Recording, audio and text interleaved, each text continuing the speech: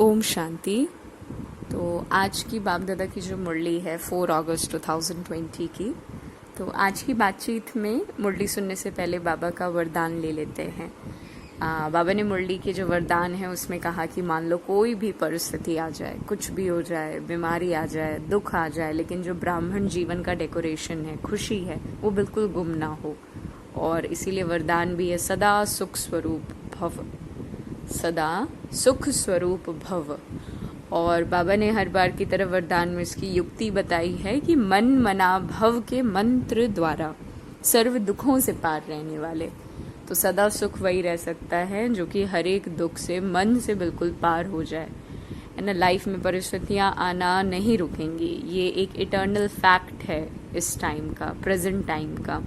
सत्युग की बात अलग है, लेकिन इस टाइम संगम पर जहाँ सुख है मन बुद्धि में, तो एक्सटर्नली सिचुएशन अधर्म के भी साथ हैं, है ना। Something which is not favourable, which is not acceptable, है ना, according to our belief systems. तो ऐसे कंडीशन में बाबा कहते हैं कि जब भी किसी प्रकार का दुख आए तो मंत्र ले लो जिससे दुख भाग जाएगा। स्वप्न में भी जरा भी दुख का अनुभव ना हो, तन बीमार हो जाए, धन नीचे ऊपर हो जाए, कुछ भी हो, लेकिन दुख की लहर अंदर नहीं आनी चाहिए। जैसे सागर में लहरें आती हैं और चली जाती हैं, लेकिन जिन्हें उन लहरों में लहराना आता है वो उसमें सुख का अनुभव करते हैं। लहर को जंप देकर ऐसे क्रॉस करते हैं जैसे मानो खेल हो। तो सागर के बच्चे सुख स्वरूप हो, दुख की तुम्हारे अंदर लहर भी ना आए। तो आज की मुरली का जो प्रश्न है, बाबा ने आज की मुरली में जो क्वेश्चन पूछा है वो है, अक्लमंद बच्चे किस राज को समझकर ठीक रीति से समझा सकते हैं। बाबा का ज्ञान क्या है? सीक्रेटिव है।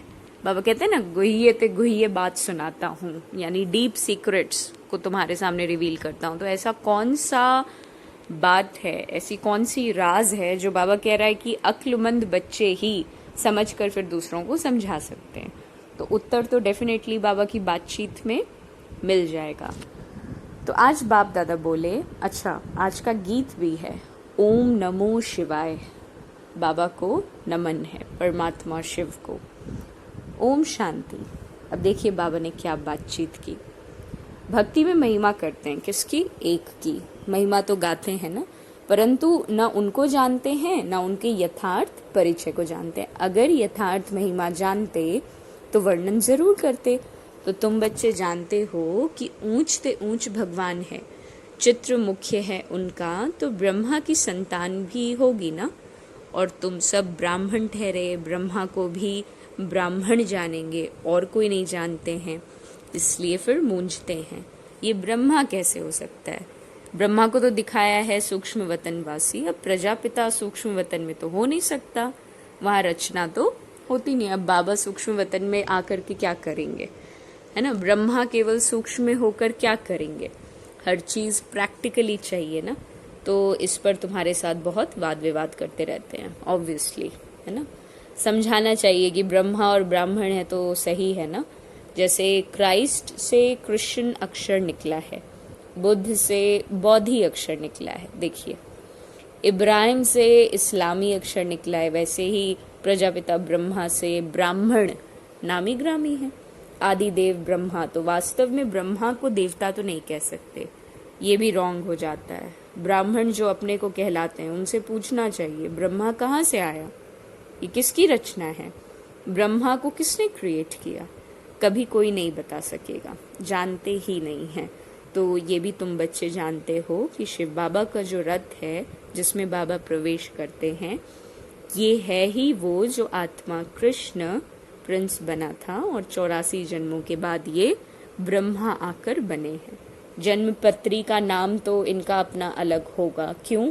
क्योंकि है तो मनुष्य ना, फिर इनमें प्रवेश करने से इनका नाम ब्रह्मा रख दिया जाता है। तो ये भी बच्चे जानते हैं कि यही ब्रह्मा विष्णु का रूप है, नारायण बनते हैं। 84 जन्मों के अंत में भी साधारण रथ है ना, तो ये शरीर यानी ये जो सब आत्माओं का रथ है, अकाल मूर्त का बोलता चलता तख्त है। तो सिख लोगों ने फिर क्या किया कि ये जो तख्त है इसको एक सही सही तख्त बना दिया, है ना। फिर उसको अकाल तख्त कह दिया। तो बाबा मुरलियों में ये बात समझाते रहते हैं कि ये तो अकाल तख्त सब है ना। अब देखिए, हम जिसमें मौजूद हैं ये भी तो अकाल तख्त है। हम आत्मा हैं, भ्रिकुटी के बीच में प्रेजेंट हैं। तो मैं आत्मा भी तो इमॉर्टल हूं ना। ऐसा तो नहीं है कि ब्रह्मा बाबा और केवल शिव बाबा की जो आत्मा है, वो पर्टिकुलर आत्माएं जो हैं केवल वही अमर हैं, ऐसा तो नहीं है ना। बाबा ने हम सबको अमर भव का वरदान शुरू से ही, ऑलमोस्ट जब से हम क्रिएट हुए तब से ही दिया हुआ है। ये तो अकाल तख्त सबका हुआ ना। आत्माएं तो सब अकाल मूर्त हैं। तो ऊंचते ऊंच भगवान को ये रथ तो चाहिए ना। रथ में प्रवेश होकर बैठकर नॉलेज देते हैं, तो उनको ही फिर नॉलेजफुल कहा जाता है। रचता और रचना के आदि मध्य अंत की नॉलेज देते हैं। तो नॉलेजफुल का अर्थ कोई अंतर्यामी या कोई जानी जाननहार तो नहीं है। सर्वव्यापी का अर्थ दूसरा ही है ना। जानी जाननहार का जो अर्थ है वो फिर दूसरा है। तो मनुष्य क्या करते हैं? मनुष्य तो सबको मिलाकर जो आता है वो कहते जाते हैं। तो अभी तुम बच्चे जानते हो, हम क्या जानते हैं कि हम सब ब्राह्मण ब्रह्मा की औलाद हैं। हमारा कुल सबसे ऊंच है और वो लोग देवताओं को ऊंच रखते हैं। क्यों? क्योंकि सतयुग आदि में देवता हुए हैं। और ये जो प्रजापिता ब्रह्मा की औलाद ब्राह्मण है, तो ये कोई एक्चुअली जानता नहीं है सिवाय हम बच्चों के, है ना। उनको पता भी कैसे पड़ेगा कि जबकि ब्रह्मा को सूक्ष्म वतन में ही समझ लेते हैं। तो वो जिस्मानी ब्राह्मण अलग हुए जो पूजा करते हैं, है ना, धाम खाते हैं। तो हम तो धाम नहीं खाते ना। तो ब्रह्मा का राज जो है वो अच्छी रीति समझाना पड़ता है। बोलो की और बातों को छोड़ करके बाप जिससे पतित से पावन बनना है, पहले उनको याद करो, है ना। फिर ये बातें भी तुम्हें समझ में आ जाएंगी। थोड़ी बात में संशय पड़ने से क्या होता है, बाप का हाथ छोड़ देते हैं। तो पहली मुख्य बात तो क्या हुई, अल्फ और बे, है ना। तो बाप हमेशा कहते हैं कि माम एकम याद करो। सिर्फ माम एकम मतलब मुझ एक को याद करो। मैं जरूर किसमें तो आऊंगा ना, तो उनका नाम भी होना चाहिए। बाबा ऐसा ही कहता है अक्सर, है ना। तो उनको फिर आकर बाबा रचते हैं। ब्रह्मा के लिए हमको समझाने का बहुत अक्ल होना चाहिए। प्यादे घुड़सवार जितने भी हैं वो मूंझ पड़ते हैं, है ना, अवस्था अनुसार समझाते हैं। तो प्रजापिता ब्रह्मा तो यही होगा ना, प्रैक्टिकल इसी दुनिया में। ब्राह्मणों द्वारा ज्ञान यज्ञ रचते हैं, तो जरूर ब्राह्मण ही चाहिए उसको सस्टेन भी करने के लिए, है ना। प्रजापिता ब्रह्मा भी यहाँ चाहिए जिससे ब्राह्मण हो। और ब्राह्मण लोग कहते भी हैं कि हम ब्रह्मा की संतान हैं, और समझते हैं कि परंपरा से उनका कुल जो है वो चला आता है। लेकिन ब्रह्मा कब थे प्रैक्टिकली, ये बात किसी को पता ही नहीं है ना। और अभी तुम ब्राह्मण हो। ब्राह्मण वो है जो ब्रह्मा की संतान है ना। वो तो बाप के ऑक्यूपेशन को जानते ही नहीं है। तो भारत में पहले ब्राह्मण ही होते हैं, और ब्राह्मणों का ही ऊंचते ऊंच कुल भी माना जाता है ना। तो वो ब्राह्मण भी समझते हैं कि हमारा कुल तो जरूर ब्रह्मा से ही निकला होगा, परंतु कैसे, कब, कहाँ, इन बातों का कोई एक्चुअल वर्णन है नहीं, है ना। तो तुम समझते हो कि प्रजापिता ब्रह्मा ही ब्राह्मणों को रचते हैं, और जिन ब्राह्मणों को फिर वो देवता बनाते हैं। तो ब्राह्मणों को आकर बाप क्या करते हैं एग्जैक्टली? बाबा ऐसा क्या करता है कि हम आत्मा चाहे किसी भी दुनियावी रेस और रिलीजन से बिलोंग कर रहे थे, हम सभी ब्राह्मण बन जाते हैं? तो बाबा एक लाइन में कहते हैं कि ब्राह्मणों को आकर बाप पढ़ाते हैं, या इसको ऐसे कह सकते हैं कि जब बाप की पढ़ाई हम पढ़ते हैं तो हम ब्राह्मण बन जाते हैं। वैसे कई अर्थ हुए, लेकिन एक अर्थ ये भी माना गया है कि ब्राह्मण, ब्रह्म यानी बेहद और मन यानी बन। तो जिसका मन बेहद में है, बेहद की मन बुद्धि, उसको ब्राह्मण कहा जाएगा। तो ब्राह्मण की भी जो डेनेस्टी तो कोई एज सच होती नहीं है ना। हमारी कोई एज सच कुल, कोई वंश, कोई डेनेस्टी तो नहीं है ना कि हाँ भाई हमारे बाद ये ब्राह्मण आएंगे, उनके बाद वो ब्राह्मण आएगा, ऐसा तो नहीं है। ब्राह्मणों का तो कुल है। डेनेस्टी तो तब कहा जाए ना जब राजा रानी बने, जैसे सूर्यवंशी डेनेस्टी है। तो तुम ब्राह्मणों में राजा तो बनता कोई नहीं है। वो जो कहते हैं कि कौरवों और पांडवों का राज्य था, ये दोनों ही बातें रॉन्ग है। राजाई दोनों की ही नहीं होती है ना। इस समय किसी की राजाई नहीं है, प्रजा का ही प्रजा पर राज्य है, उनको राजधानी फिर नहीं कहा जाता है ना, ताज है ही नहीं। तो बाबा ने समझाया था कि पहले डबल सिर ताज भारत में थे और फिर वो सिंगल ताज बन गए। तो इस समय तो कोई ताज है ही नहीं, ना पवित्रता का ना अथॉरिटी का। तो ये भी अच्छी रीति सिद्ध कर बताना है कि जो बिल्कुल अच्छी धारणा वाला होगा वो अच्छी रीति समझा सकेगा। ब्रह्मा पर ही जास्ती बात समझाने की होती है, विष्णु को भी कोई नहीं जानता ना, तो ये भी समझाना होता है। वैकुंठ को विष्णुपुरी कहा जाता है, अर्थात लक्ष्मी नारायण का राज्य था। कृष्ण प्रिंस होगा तो कहेंगे ना कि हमारा बाबा राजा है, ऐसे नहीं कि कृष्ण का बाप राजा नहीं हो सकता। कृष्ण प्रिंस कहलाया जाता है तो जरूर राजा के पास जन्म हुआ है ना। साहूकार के पास जन्म लेगा तो प्रिंस थोड़े कहलाएंगे। बहुत सीधी प्रैक्टिकल बात। क्या बात कि कृष्ण जो है वो प्रिंस होगा तो कहेंगे ना कि हमारा बाबा राजा है, वो राजा के घर में जन्म लेंगे। तो वो ऐसे तो नहीं कहेंगे ना कि बाप अगर राजा नहीं है तो वो खुद को प्रिंस कैसे कहला सकते हैं, सीधी बात। साहूकार के पास अगर जन्म लेंगे तो प्रिंस थोड़े ही कहलाएंगे। राजा के पद और साहूकार के पद में देखो रात और दिन का तो फर्क होता है। कृष्ण के बाप राजा का नाम ही नहीं है तो कृष्ण का कितना नाम वाला है ना। बाप का ऊंच पद नहीं कहा जाएगा, वो सेकंड क्लास का पद है जो सिर्फ निमित्त बनते हैं कृष्ण को जन्म देने के लिए, है ना। ऐसे नहीं कि कृष्ण की आत्मा से वो ऊंच पढ़ा हुआ होगा, ऐसा नहीं है। कृष्ण ही वो नारायण बनते हैं, फिर बाकी बाप का नाम गुप्त हो जाता है जरूर ब्राह्मणी, परंतु पढ़ाई में कृष्ण से कम है। तो कृष्ण की आत्मा की पढ़ाई अपने बाप से ऊंच थी, तब तो इतना नाम होगा ना। तो ये बहुत प्रैक्टिकल और सीधी समझने वाली बात हो गई। कृष्ण का बाप कौन था ये जैसे किसी को पता ही नहीं है, आगे चल करके मालूम पड़ेगा। बनना तो यहाँ से ही है ना, राधे के भी माँ बाप तो होंगे ना, परंतु उनसे राधे का नाम जास्ती है। क्यों? क्योंकि माँ बाप कम पढ़े हुए हैं, राधे का नाम उनसे ऊंच हो जाता है। तो ये सब डिटेल की बातें हैं, बच्चों को समझाने के लिए है ना। सारा मदार बाबा कहता है पढ़ाई पर ही है। अब ब्रह्मा पर भी समझाने की अक्ल होनी चाहिए, है ना। वही कृष्ण जो है उन्हीं की आत्मा 84 जन्म भोगती है। अब ये बात किसी को जब बोलेंगे तो कितने ज़्यादा एक कह लीजिए क्रॉस क्वेश्चंस आते हैं। अनुभव है, हम सभी को ये अनुभव है ना। क्रॉस क्वेश्चंस इस बात पर बहुत आते हैं कि अच्छा शिव बाबा ब्रह्मा के शरीर में आते हैं, मतलब दादा लेखराज को ही ब्रह्मा कहा जाएगा, है ना। वही कृष्ण जो उनकी आत्मा 84 जन्म भोगती है, तुम भी 84 जन्म लेते हो, है ना। सब तो इकट्ठे नहीं आएंगे, जो पढ़ाई में पहले पहले होते हैं वो भी फिर पहले पहले आएंगे, सीधी बात। नंबरवार आते रहेंगे। तो ये बड़ी महीन बातें हैं, और जो कम बुद्धि वाले होंगे तो वो धारणा नहीं कर सकेंगे।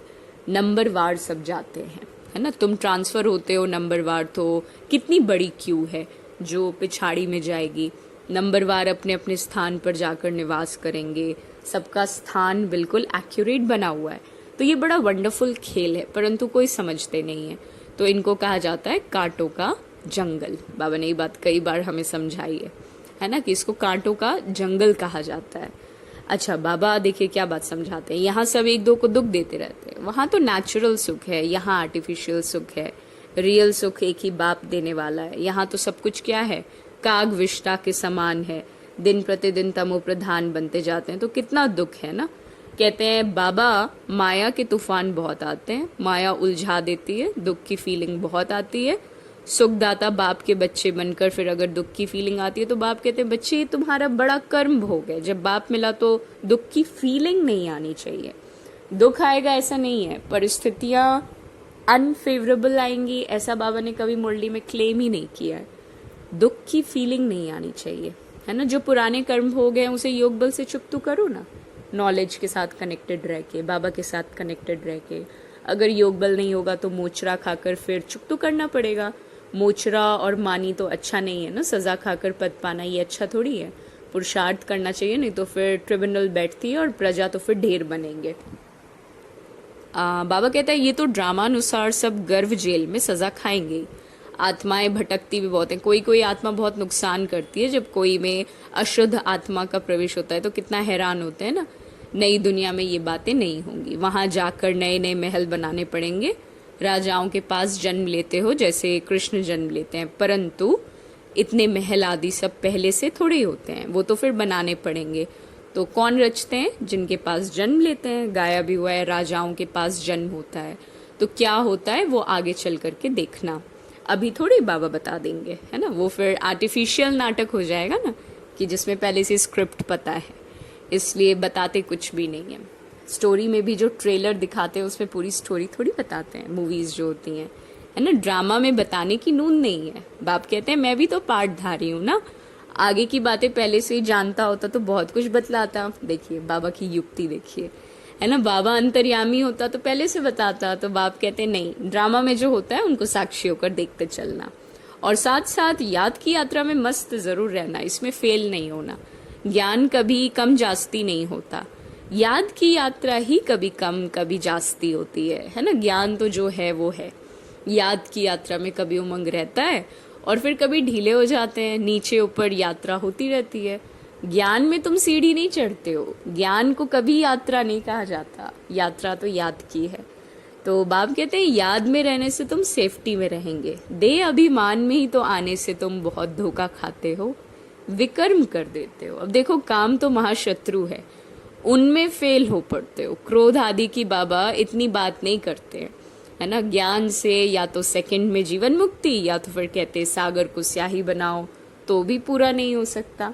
देखिए या तो बेहद का विस्तार है, या तो बिल्कुल सेकंड का सार है।